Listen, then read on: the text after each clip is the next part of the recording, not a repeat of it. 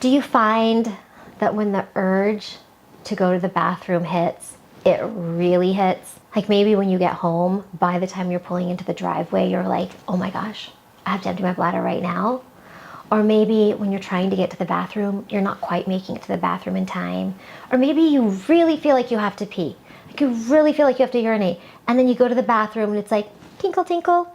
And that's all that's there. And so you must not have had a full bladder, but you really felt it. These are all signs of urinary frequency or an overactive bladder.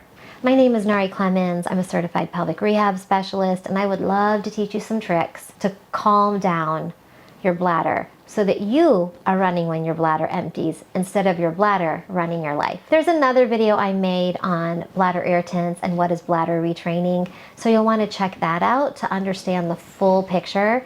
But in that video, I mentioned there's some urge strategies, and so I want to talk to you about these. When you're working on increasing the interval between voids, so for example, if you find that you go to the bathroom every hour, or when you come home, you tend to have to go, there are times where you will want to learn to build more time into the intervals in which you're emptying, or to buy time when you have urge so that you're not leaking. So there's a couple of loops in the nervous system that have to do with the bladder. And they're pretty cool. There's like one or two in the brain. These are called Bradley's loops that help your brain to go, oh, my bladder's full. And then there's some that help your bladder your pelvic floor to stay tight while the bladder is filling. Or there's another loop that when the bladder actually starts to contract and empty, it keeps the pelvic floor relaxed until it's done emptying, and then it tightens back up. So it's this balance between the pelvic floor, which is stopping you from leaking, and the bladder, which is contracting. So the great thing is the third loop in this system is called Bradley's third loop.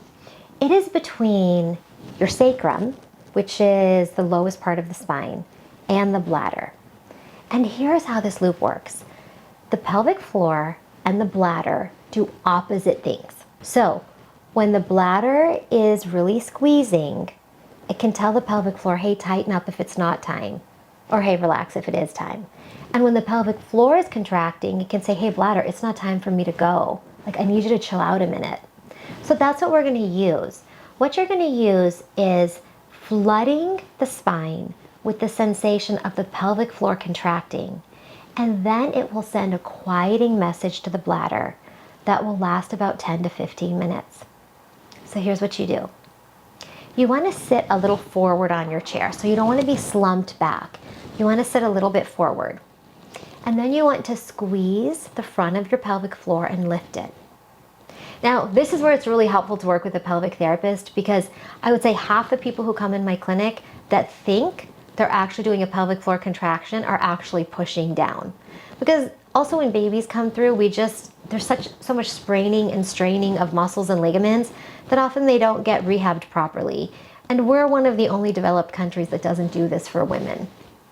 So the problem is sometimes people's motor plan gets off after a baby and then they don't realize what's going on. But either way, you want to try to lift your pelvic floor and contract it for a second and then relax it. And you want to do that 30 times so that you're doing about a minute of contract, relax. So it's literally going to be like this: contract, relax, contract, relax, contract, relax. Now you want to make sure you're firing more of the front of the pelvic floor versus the back of the pelvic floor. Otherwise, you're just going to be giving yourself constipation. And you want to do that for a whole minute. Contract, relax. If your pelvic floor gets too tired, a little tip is to squeeze your knees together, and that will help you to contract the pelvic floor when it gets tired. So you do that for a whole minute. And again, that's about 30 repetitions of 1 second contracting, 1 second relaxing.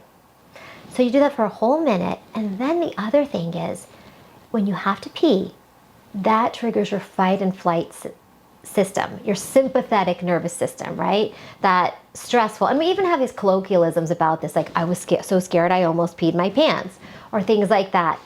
So what we want to do is flood the brain, flood the spine with the message that like, hey, the pelvic floor is contracting. So we do that for a minute, and then we want to take 2 really deep breaths and consciously bring the nervous system from here, where it's heading into fight or flight, back to calm. And when you exhale longer than your inhale, that also stimulates the vagus nerve and the parasympathetic nervous system. So you'll contract for a minute, and then you're going to take 2 breaths where you're inhaling for about 4 counts, but exhaling for 6 to 8 counts. So it's going to look like this. Breathe in, and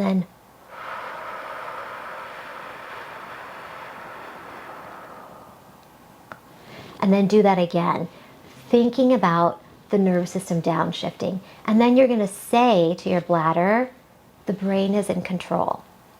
I'll let you know when it's time to empty. So you can use this to buy a minute. It buys about 10 minutes here or there. You can also, like when you're about to come into your neighborhood and you know that's when your urgency gets bad, you can start to do it then. Or if you know you're going to have to go to the bathroom, you can do that, do your deep breathing, wait till the urge is calmed down. Say to your bladder, my brain is in control, and then slowly walk to the bathroom, doing your deep breathing, and then go to the bathroom. So this is one thing we can do. The second thing is, you probably remember hearing about Pavlov's dogs, right? So there was a scientist named Pavlov. He took these dogs and he fed them, and the dogs would salivate when they would be fed. So then he started ringing a bell every time he fed the dogs, and they were still salivating. Then he rang the bell without feeding the dogs, and what do you know? The dogs salivated. Our body habit stacks, whether we want it to or not. So habit stacking is one way we can make our habits work for us in life, but it can also work negatively. So what has happened is your brain and your body have formed a habit stack around the minute I get in the house, I get to empty. And so before you're even getting in the house, you're feeling like you have to empty. So what we have to do now is to train your body that it doesn't get to go to the bathroom for 10 minutes after you get home. So now instead, you do your contractions for a minute and you breathe deeply and you say, I'm waiting 10 minutes. And then you breathe and breathe and breathe and go check your mail. And then bring the mail in the house. And then sort the mail. And then hang up your coat. Maybe put your lunchbox away if you're a meal prepper kind of person. Do those things so that your brain starts to understand that just because I'm walking in the door to come home, you don't get to empty. And we actually call this key in the door syndrome. Of course, now so many of us have electric locks and things like that. But there's an actual syndrome about that. So you look at the times in your day where your bladder just goes renegade, and then you can implement these strategies. I once had a really sweet older patient, and she thought there was a ghost on her property because every time she came home, she would pee her pants. But we taught her these strategies, and even then it worked. So for more tips and tricks, just to learn more about your bladder and your pelvic health, go ahead and hit that subscribe or follow button, and I'll see you later.